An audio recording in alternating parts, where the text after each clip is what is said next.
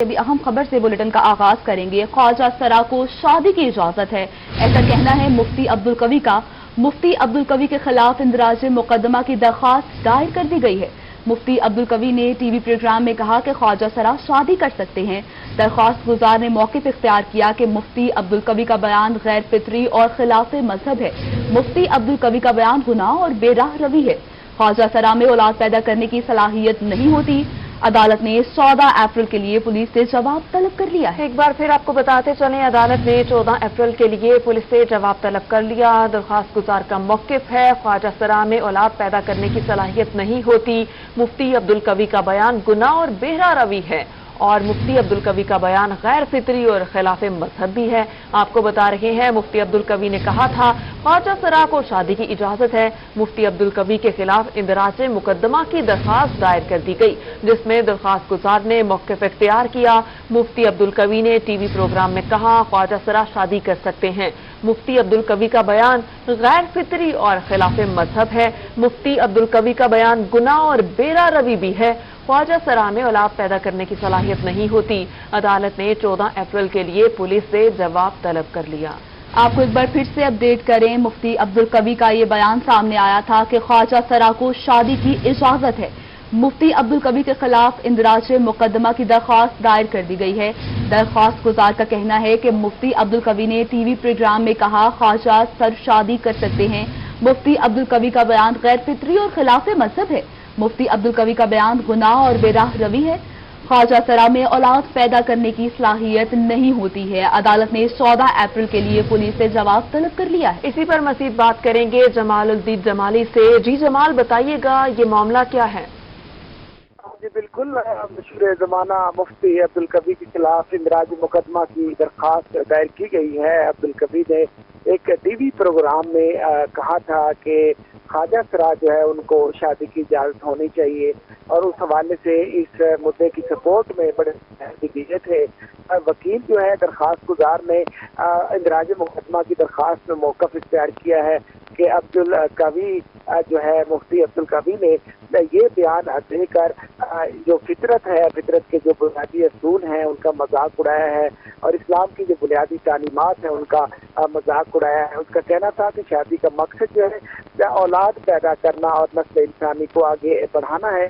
जो ये सलाहियतें जो है ख्वाजा सरा में नहीं होती, उनको शादी का मशवरा देना और इस तरह की बात जो है उसका प्रचार करना गोया बेराह रवी जो है और अयाशी जो है उसका रास्ता खोलने के मुतरादिफ है और दाड़ और फिसाद पैदा करने के मुतरादिफ है। मुफ्ती अब्दुल कवी के खिलाफ इंदराज मुकदमा का हुक्म दिया जाए। इसके अंदर मसूद वड़ाए एडिशनल सेशन जज जो है उन्होंने दरख्वास्त पर समाअत की और अदालत ने थाना इस्लामपुरा पुलिस से इस इंदराज मुकदमा की दरख्वास्त पर 14 अप्रैल के लिए जवाब तलब कर लिया है। जी भी कहिएगा कि क्या मुफ्ती साहब का इससे मुताल्लिक कोई मौक़िफ़ सामने आया है? जी, मुफ्ती साहब जो है टीवी पे ख्वाजा सरा के हवाले से गुफ्तगू कर रहे थे और उन्होंने जब ये बयान दिया कि ख्वाजा सरा जो है उनको एक दूसरे से शादी करने की इजाज़त होनी चाहिए, इसमें मैं बताता चलूँ कि मुफ्ती अब्दुल कवी फरमाते हैं कि जो मर्दाना खसूसियात के हामिल ख्वाजा सरा हैं उनको शादी कर लेनी चाहिए उन ख्वाजा सरा से जिनमें खवातीन की खसूसियात। सही जमालुद्दीन जमाली, आप हमारे साथ ही रहिएगा। मुफ्ती अब्दुल कवी ने हमें ज्वाइन किया है। सर, बहुत शुक्रिया आपके वक्त का। मुफ्ती साहब बताइएगा, कुछ अर्सा कबल आपने एक बयान दिया था कि ख्वाजा सरा के साथ शादी की जा सकती है, कुछ कंडीशंस थी उसकी, तो इस पर आपके खिलाफ इंदराज मुकदमा कर दिया गया है। मुसलमान बात यह है कि हमेशा अहले इल्म जो बात कहते हैं ना वो नकल करते हैं, उनका अपना फतवा नहीं होता। मैंने भी यही बात कही कि हमारे उलमा और फुक़हा ने ये बात लिखी है कि खिलकत के हवाले से अल्लाह रब्बुल आलमीन ने 2 तरह मेल और फीमेल को पैदा किया है। उसकी मैंने दलील भी अल्लाह के कुरान से कि याहबु लिमन यशाउ इनासन व याहबु लिमन यशाउ ज़ुकूर। हमारा जो ताल्लुक है मेरे मदरसे का और मेरा वो इल्म मीरात से है और इल्म मीरात के अंदर भी जब विरासत तकसीम की है हमारे फुक़हा ने, उन्होंने कहा कि जो खुलसा है यानी ख्वाजा सरा है उसको अगर मर्द समझा जाए, अगर उसके अंदर ये अलामात हैं, अगर ये अलामात हैं तो उसको मोहतरमा समझा जाए, अगर मोहतरमा समझा जाए तो ये विरासत मिलेगी, अगर मोहतरम समझा जाए तो ये उसको जना मिले। اسی طرح ہمارے فقہا نے کہا کہ اگر ایسا خواجہ سرا جو اپنے آپ کو کہتا ہے کہ میرے اندر جناب مردانہ صفات ہیں، اور ایک محترمہ ایسی ہے خواجہ سرا جو یہ کہتی ہے کہ میرے اندر خواتین والی صفات ہے، فرمایا اگر کوئی ان سے نکاح کرنا چاہے تو یہ میری بات نہیں ہے، نہ میرا فتویٰ ہے، یہ تو میں نے یہ بات کہی کہ ہمارے فقہا نے اپنی فقہ کی کتابوں میں یہ بات لکھی ہے، اور سب سے بڑی دلیل ہمارے لیے اللہ کا قرآن ہے۔ جس آدمی نے اندراج مقدمہ میرے خلاف کیا ہے اس سے پوچھ لیں گے اگر قرآن حکیم میں خواجہ سرا کا کہیں تذکرہ ملتا ہے میل اور فیمیل کے علاوہ، تو میں حاضر ہوں جناب، جو کچھ میں نے کہا ہے اس پر میں معذرت کر لوں گا۔ صحیح ہے، تو مفتی صاحب یہ بھی بتائیے گا آپ اس کیس کو کیسے ڈیفینڈ کریں گے، جبکہ کچھ دیر قبل آپ کے گھر والوں نے آپ کی تمام ایکٹیویٹیز بند کر دی، کہا کہ آپ کی کچھ طبیعت بھی ناساز ہے اور کچھ یہ والے معاملات بھی تھے، تو کیا آپ کا کیس کمزور نہیں پڑ جائے گا؟ وہ بات یہ ہے کہ مفتی عبدالقوی سے وکلاء کی بھی اتنی بڑی تعداد ہے، پیار کرنے والوں کی، محبت کرنے والے کی، اور میں تو حیران ہوں جو بات آپ کہہ رہے ہیں، کیا پاکستان کے قانون میں اگر ایک اہل سنت یہ کہیں کہ سیدنا صدیق اکبر کا نام کہ صدیق کا پہلا نمبر، اور ہمارے اہل تشیع کہیں کہ علی کا پہلا نمبر، نہ علی کا پہلا نمبر والے کے خلاف پاکستان میں مقدمہ ہو سکتا ہے، نہ صدیق اکبر کو پہلا خلیفہ کہنے والے کے خلاف مقدمہ ہو سکتا ہے۔ سیدنا فاروق اعظم کو عدل و انصاف کے حوالے سے ہم اہل سنت کہہ رہے ہیں، اہل تشیع جو ہے وہ خلافت کے حوالے سے ان کے بارے میں کہہ رہے ہیں، تو ساری روایات ہیں، روایات کی بنیاد کے اوپر اگر مقدمات کا سلسلہ شروع ہو گیا تو پھر میرا خیال ہے کہ اہل سنت علماء میں سے بھی کوئی ایک نہیں بچے گا جس کے خلاف مقدمہ نہ ہو، اور اہل تشیع علماء میں سے بھی کوئی نہیں بچے گا جس کے خلاف مقدمہ نہ ہو۔ بہرحال جو بات آپ کہہ رہی ہیں میں مان لیتا ہوں کہ جناب اس طرح کا کوئی معاملہ ہوا ہوگا تو میری جو اپنا وکلاء حضرات ہے وہ اس کیفیت کو دیکھ لیں گے، اور اس کے مطابق جو کیفیت ہوگی، میں تو پاکستان کا بھی احترام کرتا ہوں، قانون کا بھی احترام کرتا ہوں، عدلیہ کا بھی احترام کرتا ہوں۔ قانون کا احترام کرتا ہوں، عدلیہ کا احترام کرتا ہوں۔ مفتی عبدالقوی ہمارے ساتھ موجود تھے۔ سر بہت شکریہ آپ کے وقت کا۔ آپ سے مزید بھی بات کریں گے، ابھی آپ کو بتائیں کہ خواجہ سرا کو شادی کی اجازت ہے، ایسا کہنا ہے مفتی عبدالقوی کا۔ مفتی عبدالقوی کے خلاف اندراج مقدمہ کی درخواست دائر کر دی گئی ہے، اور درخواست گزار نے موقف اختیار کیا ہے کہ مفتی عبدالقوی نے ٹی وی پروگرام میں کہا کہ خواجہ سرا سے شادی نہیں کی جا سکتی، جبکہ مفتی صاحب نے کہا کہ یہ روایات ہیں اور روایات کے خلاف مقدمہ نہیں کیا جا سکتا۔ اب آپ کو تعلیم کے میدان سے اپڈیٹ کریں۔ حکومت نے کورونا سے متاثرہ اضلاع میں پہلی سے 8ویں جماعت تک اسکول 28 اپریل تک بند کرنے کا اعلان کر دیا۔ 9ویں سے 12ویں تک تعلیمی ادارے 19 اپریل سے SOPs کے تحت کھلیں گے۔ وفاقی وزیر تعلیم شفقت محمود کا NCOC اجلاس کے بعد میڈیا بریفنگ دیتے ہوئے کہنا تھا، کورونا سے متاثرہ اضلاع میں پہلی سے 8ویں تک کلاسز 28 اپریل تک نہیں ہوں گی۔ انہوں نے مزید کیا کہا، آپ کو بھی سنواتے ہیں۔ افیکٹڈ ڈسٹرکٹس میں بند 28 اپریل تک۔ 28 اپریل کو جائزہ لیا جائے گا کہ وہ عید تک مزید بند رکھے جائیں یا نہیں، اور جو 9 to 12 ہیں وہ 19 اپریل سے ہر جگہ وہ اسکول میں آنا شروع ہو جائیں گے تاکہ وہ آخری تیاری کر سکیں اپنے، اور ٹیچرز ان کو ہیلپ کر سکیں اپنے امتحان کے لیے۔ یہ فیصلہ ہوا کہ 9, 10, 11, 12 کے امتحانات ہوں گے، اور جو امتحانات ہیں وہ ان کو صرف کیونکہ وہ ہمارے مقامی امتحانات ہیں ان کو مئی کے تیسرے ہفتے میں لے جایا جائے گا، یعنی کہ اس سے پہلے شروع نہیں ہوں گے، اور جو ڈیٹ شیٹ پنجاب نے مئی 4 کی جو اناؤنس کی ہے اس کو آگے کر دیا جائے گا تاکہ بیماری کی حالات بھی بہتر ہو جائیں اور ان کو تیاری کا بھی موقع مل جائے۔ A لیول O لیول جو کہ بیرونی بورڈ کے امتحانات ہیں جن کو ہم آگے نہیں کر سکتے، لیکن یہ بچے بہت تھوڑے ہیں سارے پاکستان میں، جو اس وقت بچے جہاں وہ 40 لاکھ ہیں، یہ تقریباً 85,000۔ دوسری جانب صوبائی وزیر تعلیم مراد راز کا اپنے ٹویٹ میں کہنا ہے کہ پہلی سے مڈل تک تعلیمی ادارے عید تک بند رہیں گے۔ نہم سے 12ویں جماعت کی کلاسز کا آغاز 19 اپریل سے کیا جائے گا، جبکہ نہم سے 12ویں جماعت کی کلاسز ہفتے میں 2 روز لگائی جائیں گی۔ نہم سے 12ویں جماعت کی کلاسز پیر اور جمعرات کے روز لگانے کی اجازت دے دی گئی ہے۔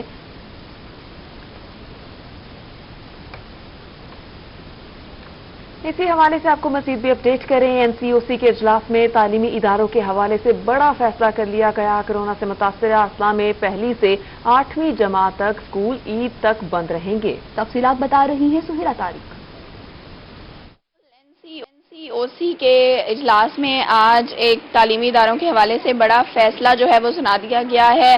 पहली जमात से 8वीं जमात तक जो तालीमी इदारे हैं वो ईद तक बंद रखे जाएंगे, जबकि नहम क्लास से 12वीं तक स्कूल्स खोल दिए जाएंगे 11 अप्रैल के बाद, जिसमें 50% हाजिरी के साथ बच्चे स्कूल आएंगे। हमारे साथ deputy district education officer Sultana Aslam Rana मौजूद हैं। मैम, इस हवाले से बताइएगा कि फैसला आज जो सामने आया है, आप क्या समझती हैं कि ये कैसा फैसला है? इससे बच्चों की तालीम का जो पहली से 8वीं तक तो बंद रहेंगे ईद तक, तो किस तरह बच्चे अपनी पढ़ाई को ओवरकम करेंगे? आज का जो फैसला है, मैं समझती हूँ कि ये बड़ा खुशाइंद है गवर्नमेंट की तरफ से कि 9 से 12वीं क्लास तक के लिए जो अदारे हैं वो खोले जाएंगे।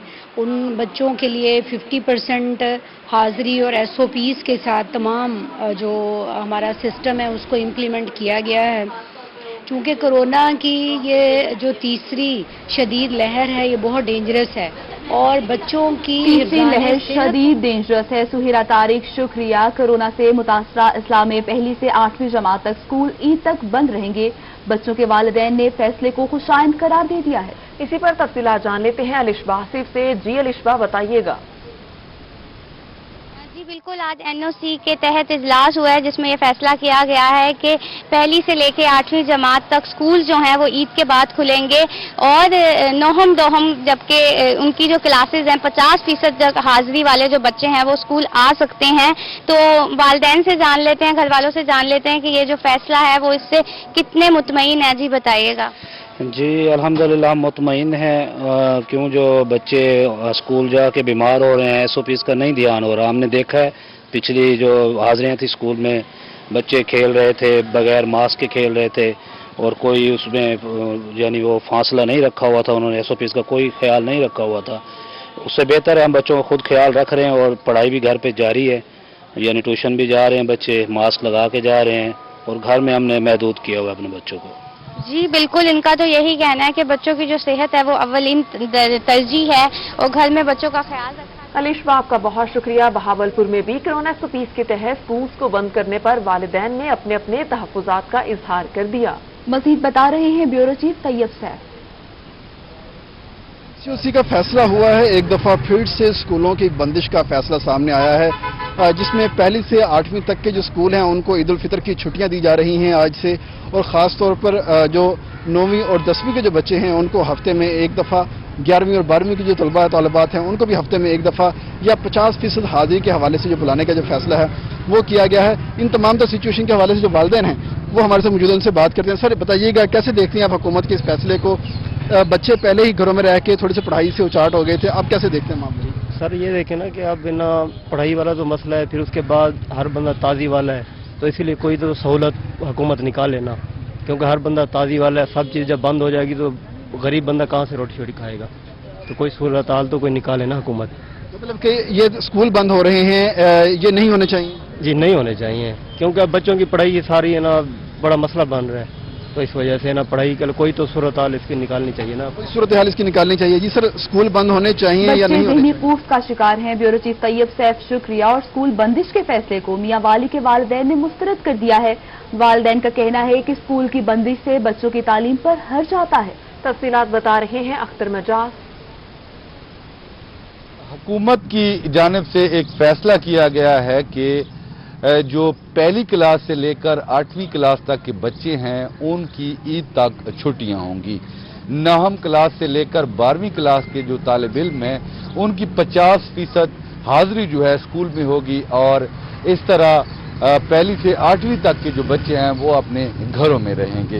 एक स्कूल के बाहर हम मौजूद हैं, यहाँ पे वालिदैन अपने बच्चों को लेने के लिए आए हुए हैं। आपसे इस हवाले से बात करते हैं कि आप इस हुकूमती फैसले को किस एंगल से, किस नज़र से देखते हैं। बताइएगा जी, हुकूमत का फैसला सामने आया है कि पहली से 8वीं तक के बच्चे जो हैं वो उनके स्कूल ईद तक बंद रहेंगे, क्या कहेंगे इस हवाले से? वालिदैन होने की सूरत में एक जिम्मेदारी हम पे लागू होती है कि बच्चों को संभालना है। बड़ी मुश्किल से पहले बच्चे अपनी तालीम की रूटीन में आए हैं, क्योंकि पहले काफ़ी लॉकडाउन की सूरत में स्कूल बंद रहे हैं। अब तो हम बहुत ज़्यादा परेशान हैं कि बच्चों में चिड़चिड़ापन आ रहा है और बच्चे घर पे उनको कंट्रोल करना भी मुश्किल होता जा रहा है। तो हम कहेंगे कि गवर्नमेंट इसका कोई मुतबादिल सोचे جس سے بچوں کی تعلیم کا بھی نقصان نہ ہو. اس سلسلے میں تو بچوں کی تعلیم کا بہت زیادہ نقصان ہوگا کیونکہ گھر پر بچے تعلیم پہ کوئی توجہ نہیں دیتے. اور اس کے ساتھ ساتھ ہم والدین بھی پریشان ہیں کہ بچوں میں چڑچڑاپن آ رہا ہے.